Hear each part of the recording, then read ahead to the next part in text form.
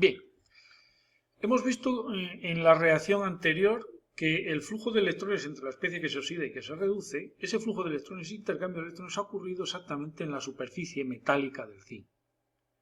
Es decir, que los electrones han fluido de una especie a la otra en una distancia prácticamente del orden de angstroms, de nanómetros o incluso menos.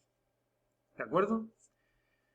¿Qué ocurre si, por ejemplo, este flujo de electrones, este trasvase de electrones, tuviese lugar a través de un conductor metálico de varios centímetros? Pues entonces, lo que es un fenómeno meramente científico, además ahora se convierte en un fenómeno tecnológico. Por ejemplo, supongamos que separamos la especie que se oxida de la especie que se reduce físicamente. Por ejemplo, tenemos una disolución con una determinada sal. Normalmente es preferible que esa sal contenga el catión de la especie que se oxida. Por ejemplo, si la especie que se oxida es zinc, lógicamente se oxida a cationes zinc, pues interesa que la disolución en la cual está introducida la placa de zinc sea una sal de zinc. ¿De acuerdo? Bien. Físicamente tenemos ahí lo que se llama un electrodo de zinc, donde tiene lugar la oxidación, y a este electrodo, por tanto, lo llamamos ánodo. El propio zinc es el que se oxida. Y además actúa como conductor de los electrones, como almacén y conductor de electrones.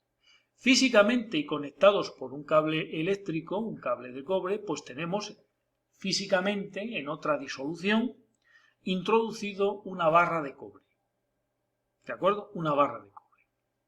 La barra de cobre está introducida, sumergida en una disolución acuosa que contiene una sal de cobre más 2, que es la especie que puede reducirse a cobre metálico.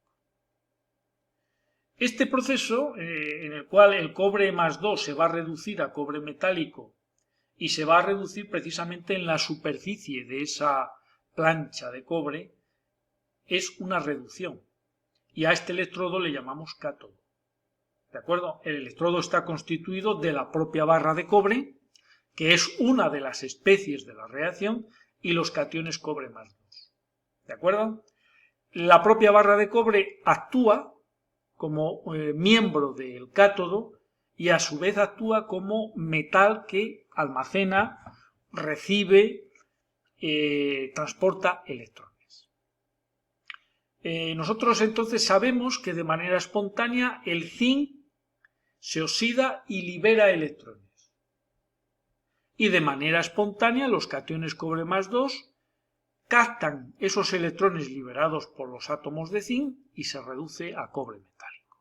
Es decir, que lo que ocurre sería esto. Físicamente separados, el zinc se oxida, es decir, la barra de zinc vemos cómo se disuelve, los electrones se acumulan en la barra de zinc, pero son demandados, desde un punto de vista eléctrico, son demandados por el cobre. Entonces estos electrones fluyen a través de este cable de cobre hacia la barra metálica de cobre. Allí, de manera espontánea, reducen a los cationes cobre más 2 y entonces se acumula un depósito de cobre metálico sobre la propia lámina o sobre la propia plancha metálica de cobre. ¿De acuerdo? Entonces, ¿qué es lo que veríamos?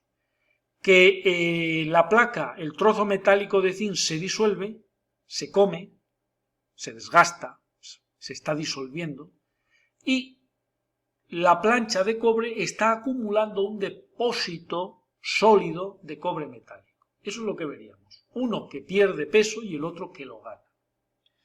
Sin embargo, esta pila o este flujo de electrones, este proceso de oxidación y reducción, tal cual está diseñado sin mencionar más, dura muy poco.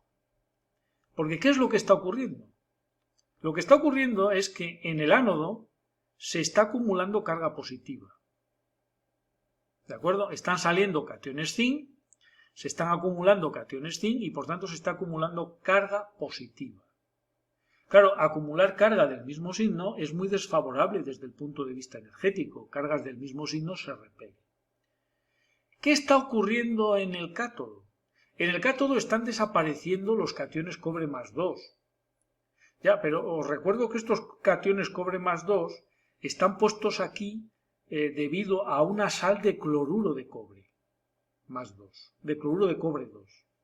Entonces, si los cationes cobre más 2 están desapareciendo, lo que se está acumulando son cloruros, es decir, están desapareciendo los cobre más 2.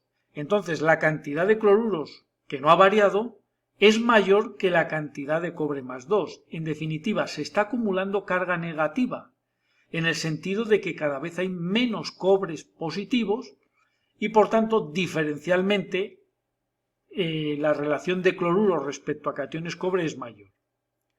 O sea, que en el cátodo se está acumulando o está apareciendo cargas negativas no compensadas por las cargas positivas que están desapareciendo y eso también es desfavorable. Es decir, la acumulación de cargas negativas no compensadas, no neutralizadas, es un proceso desfavorable. Por lo tanto, la pila inmediatamente se detiene, el flujo de electrones inmediatamente se detiene.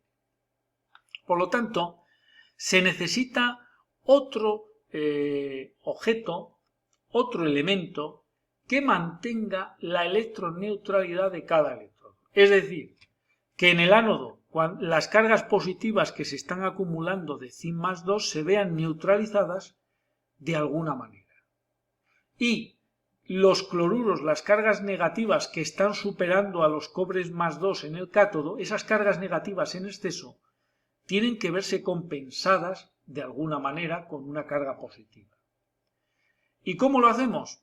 Bueno, pues aquí lo hemos diseñado de una manera brusca, de una manera vulgar, de una manera tosca, lo que se denomina puente salino. El puente salino, para empezar, es esa fuente de aniones y de cationes. Por lo tanto, podemos definir el puente salino como un reservorio de cationes y aniones. ¿De dónde proceden esos cationes y aniones? Por ejemplo, de una disolución acuosa muy concentrada de una sal muy soluble, como puede ser el cloruro sódico o el cloruro potásico. Se prefiere cloruro potásico porque el catión potasio y el anión cloruro tendrían tamaños similares, tendrían tamaños parecidos, entonces migrarían a las mismas velocidades y no se producirían fenómenos eléctricos no deseables. Entonces, el puente salino sería esta especie de tubo en U invertido cuyos extremos están sumergidos, cada uno de ellos, un extremo en el ánodo y el otro en el cátodo. Lógicamente, la disolución del puente salino no se mezcla, por lo tanto hay una placa porosa, la placa porosa que está en los extremos sumergidos, que impide que la disolución salga en su conjunto, ¿de acuerdo? Que se mezcle con las disoluciones del cátodo y del ánodo. Pero sí que permite la migración, el transporte, el paso particular, singular de iones concretos. Entonces, por ejemplo, en el ánodo que se está acumulando carga positiva, lo que va a ocurrir es que del puente salino van a salir cloruros, que son aniones, que neutralizan ese exceso de cargas positivas que se está produciendo con la oxidación del zinc. Y en el cátodo lo que va a ocurrir es que la mayoría de las cargas negativas debido a los cloruros que no están siendo compensados con los cationes cobre, es decir, ese exceso de cargas negativas en la disolución del cátodo, se va a ver neutralizada por cationes potasios procedentes del puente salino. ¿De acuerdo?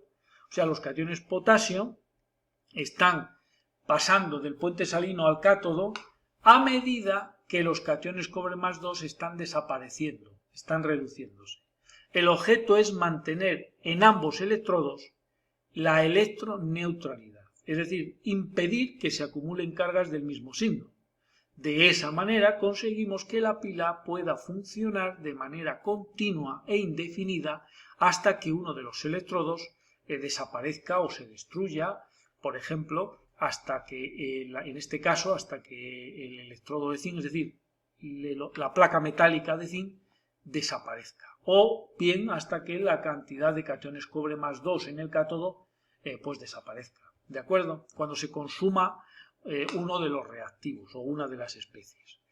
Bien, durante todo este proceso se está produciendo un flujo de electrones que va de la barra metálica, de la barra de zinc a la barra de cobre, mediante un cable que tiene unas dimensiones macroscópicas. A ese cable se le puede conectar un motor eléctrico, se le puede conectar una bombilla y por tanto lo que estamos obteniendo es energía eléctrica con aplicaciones prácticas, ¿de acuerdo? Bueno, pues a este conjunto, a este diseño técnico, dibujado aquí de una manera simplista, se le denomina pila voltaica.